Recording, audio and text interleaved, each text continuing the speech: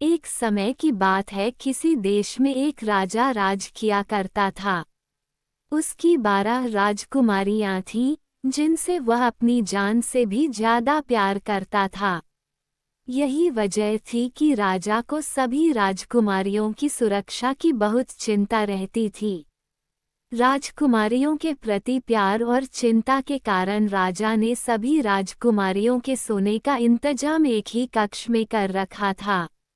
राजा के सोने के बाद सभी राजकुमारियों के कक्ष के बाहर ताला लगा दिया जाता था।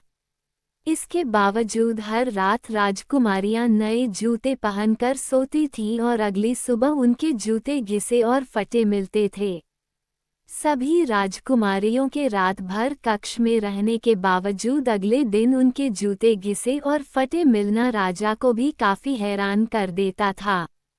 राजा ने इस बात की जानकारी के लिए कई प्रकार के प्रयास किए, लेकिन फिर भी इस रहस्य से पर्दा नहीं उठ सका कि हर सुबह राजकुमारियों के नए जूते फटे और घिसे क्यों मिलते थे। एक बात की सच्चाई पता लगाने के लिए एक दिन राजा ने घोषणा करवा दी कि जो भी राजकुमारियों के इस रहस्य के बारे में जानकारी देगा, उसका विवाह राजा उस व्यक्ति की पसंद की अपनी किसी भी एक बेटी के साथ करवा देगा। विवाह के साथ ही उस व्यक्ति को भविष्य में राज्य का राजा भी बनाया जाएगा। इस प्रकार की घोषणा सुनकर कई राजकुमारों ने प्रयास किया, लेकिन सभी असफल रहे। एक दिन उस राज्य से एक बहुत छोटे देश का राजकुमार गुजर रहा था, जो किसी राजा के हाथों अपना राज्य गंवा चुका था। वो एक नदी के किनारे पहुंचकर जैसे ही अपने थैले से बचा हुआ खाना निकालकर खाने लगा, वैसे ही वहां पर एक बुढ़िया आ गई और राजकुमार से खाना मांगने लगी। राजकुमार ने बिना कुछ सोचे अपना भोजन उस बुढ़िया को दे दिया। बुढ़िया ने खाना खाकर उसे उस राज्य की घोषणा के बारे में बताया और जाते जाते उसे एक जादुई चोंगा दे गई। उस जादुई चोंगे की खास बात ये थी कि जो भी उसे उड़ता वह गायब हो जाता था। राजा की घोषणा सुनने के बाद राजकुमार वह जादुई चोंगा लेकर राजदरबार पहुंच गया। उसने राजा से घोषणा को पूरा करने की आज्ञा मांगी। राजा ने ये कहते हुए आज्ञा दे दी कि इसके पहले जिसने भी प्रयास किया वह असफल रहा और उसे मृत्यु दंड दिया जा चुका है। राजा की बात सुनकर राजकुमार ने कहा कि कोई बात नहीं, उसे यह शर्त मंजूर है।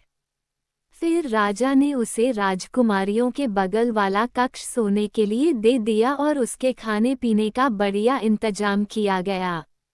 जब रात हो चली तो सोने के वक्त सबसे बड़ी राजकुमारी एक जूस से भरा गिलास लेकर आई। राजकुमार ने जूस ले लिया और राजकुमारी वहां से चली गई। राजकुमार ने जूस नहीं पिया और खिड़की से फेंक दिया। कुछ देर के बाद सोने का नाटक करने लगा। जब राजकुमारियों को लगा कि राजकुमार सो चुका है, तो सभी राजकुमारियां कहीं जाने की तैयारी करने लगीं। इस बात का आभास होते ही राजकुमार ने चोंगा ओढ़ लिया और सभी राजकुमारियों पर गायब होकर नजर रखने लगा। राजकुमारियों के कमरे में जाकर राजकुमार ने देखा कि सभी राजकुमारियां सज धज कर कमरे के बीच में गोला बनाकर खड़ी हो गईं और कुछ गुनगुनाने लगीं। तभी कमरे के बीचों बीच अचानक एक गड्ढा नजर आने लगा, जिसमें से सभी राजकुमारियां एक जादुई स्थान पर चली गईं। राजकुमारियों के पीछे पीछे राजकुमार भी चला गया। वहां पर 12 राजकुमार उनका इंतजार कर रहे थे। सभी राजकुमारियां उन राजकुमारों के साथ जंगल की ओर जाने लगती हैं। रास्ते में चांदी के पेड़, सोने के पेड़ और अन्य जवाहरात के पेड़ मिलते गए। राजकुमार हर पेड़ से एक एक पत्ती तोड़कर अपने पास रखने लेता। जंगल में कुछ दूर जाने के बाद एक महल दिखाई दिया। महल में जाने के बाद वहां अपने आप ही एक मधुर संगीत बजने लगा। उस मधुर संगीत की धुन पर सभी राजकुमारियां राजकुमारों के साथ नाचने लगीं। उस धुन पर वह राजकुमार भी झूमने लगा। वे सभी वहां पर सुबह होने के पहले तक नाचते रहे और सुबह होने के पहले ही वहां से चले गए। सभी राजकुमार राजकुमारियों को छोड़ने के लिए जंगल के बाहर तक आए और राजकुमारियां वहां से अपने कमरे में आ गईं। राजकुमारियों के साथ ही चोंगा पहने हुआ राजकुमार भी वहां आ गया और चुपके से अपने कमरे में चला गया। सुबह होते ही राजकुमार को राजा ने दरबार में बुलाया और रहस्य के बारे में पूछा। राजकुमार ने राजा को जंगल से तोड़ी गई सोने और चांदी की पत्तियां दिखाते हुए रात की पूरी घटना के बारे में बताया।